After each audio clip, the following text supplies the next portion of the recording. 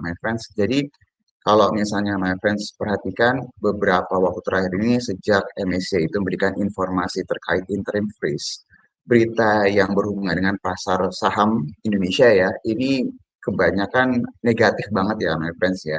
Nah, kita mau coba angkat dari sudut pandang yang lain bahwa di sisi yang lain bisa jadi ada suatu hal yang bisa positif sebenarnya yang terjadi nih my friends. Nah, ini ada hubungannya sama pasar saham Korea ya. Jadi pasar saham Korea Selatan ya ini saya tidak akan membahas mengenai perdebatan antara siblings dan juga dengan Keynes ya my friends ya. Tapi memang ini ada korelasi nih my friends. Jadi kalau kalian perhatikan dari sisi pergerakan pasar saham di Korea Selatan dalam beberapa waktu terakhir, mungkin kalau saya boleh lihat dari apa historical performance-nya ya, my friends bisa perhatiin ya selama 3 bulan kenaikan sekitar 30 persenan, sekitar 6 bulan naik 70%, dan dalam waktu 1 tahun tuh naiknya 110%. Jadi kalau misalnya my friends cek sebenarnya lagi ada apa sih di Korea Selatan ini? Jadi ada beberapa hal yang sedang terjadi di sana.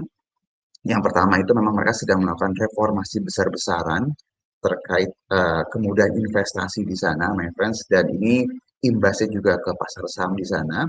Terus juga kalau misalnya my friends perhatikan di global ini saham-saham yang terkorelasi dengan AI yang berhubungan dengan chipnya, hard drive-nya, dan apapun itu yang berhubungan dengan AI itu mendapatkan perhatian yang sangat besar sekali. Nah, beberapa saham di Korea Selatan itu saya lupa ya namanya, tapi ini mendapatkan flow yang luar biasa besar sekali. Nah, ini yang berimbas pada akhirnya menggerakkan pasar sahamnya mengalami kenaikan yang sangat signifikan. Kalau my friends lihat dari 3 bulan, 6 bulan, dalam setahun, dalam sebulan juga naiknya juga sangat besar sekali. Nah, pertanyaannya adalah apa hubungannya dengan pasar saham di Indonesia? Nah, kalau misalnya my friends mendengar cerita bahwa kita itu sekarang sedang berbenah supaya menghindari downgrade ke frontier market. Nah, Korea Selatan ini mereka lagi melakukan reformasi besar-besaran dari tahun lalu sebenarnya, my friends, untuk naik jadi pasarnya jadi develop market. Dari emerging market menjadi develop market. Jadi kalau di Indonesia itu ada develop market yang paling besar, ya ada Amerika, Kanada, dan yang lainnya. Ada emerging market kita di sana, ada frontier market, dan ada beberapa kelas di bawahnya lagi. Nah, si Korea Selatan ini mau naik nih. Mereka lagi mengusahakan untuk bisa naik dan lagi dikejar kenaikannya ini di tahun ini nih, my friends. Jadi, my friends bisa kebayang ya, kalau sampai Korea Selatan itu naik kelas dari emerging market menjadi developed market, itu artinya ada dana yang akan berpindah. Maksudnya berpindah gimana? Jadi kalau suatu negara itu dia naik kelas dari emerging market ke developed market, dia akan mendapatkan inflow yang jauh lebih besar lagi karena di developed market. Tapi untuk para pengelola dana yang fokusnya di emerging market, mereka harus meninggalkan Korea. Saya ulangi sekali lagi ya, untuk si Korea ini sendiri dia akan dapat inflow yang jauh lebih besar ketika memang nanti naik ke developed market, ya my friends, kelasnya sama kayak Amerika, Kanada, dan yang lainnya.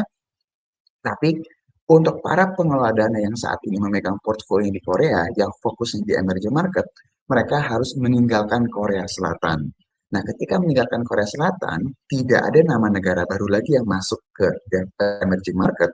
Itu artinya negara-negara yang sekarang berada di emerging market seperti Cina, India, dan Indonesia salah satunya, itu akan kebagian flow yang saat ini ada di Korea Selatan. Nah, sebagai informasi, di Korea Selatan ini mereka itu porsi sekitar 15% di MSCI Emerging Market. Jadi kebayang tuh my friends, ini dananya besar nih sebenarnya. Jadi yang mau kita coba kasih perspektifnya, terlepas memang kita sekarang lagi melakukan pembenahan secara besar-besaran, seandainya Indonesia ini stay di emerging market ya, terlepas nanti mungkin akan ada diskon dan yang lainnya gitu my friends dari MSCI, tapi yang tadinya ditakutkan terjadi outflow, tapi kalau sampai skenario ini terjadi, bisa jadi kita malah mendapatkan inflow yang besar. Seberapa besar kita belum bisa tahu, tapi banyak yang bilang, oh bisa 4 billion US dollar, bisa bilang 6 billion US dollar. Ini macam-macam, my friends. Tapi yang jelas, infonya bisa tergolong besar banget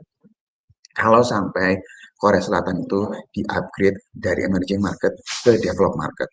Nah, ini yang mungkin nggak banyak dibahas di mana-mana. Jadi, nggak selamanya itu selalu negatif ya, my friends ya. Nah, pertanyaannya adalah apa hubungannya sama bumi gitu ya? Kenapa dari Korea Selatan ke MSCI jadi ke bumi. Jadi kalau misalnya referensi ingat, bumi menjadi salah satu yang memang digadang-gadangkan pada saat itu untuk bisa masuk untuk naik kelas ya dari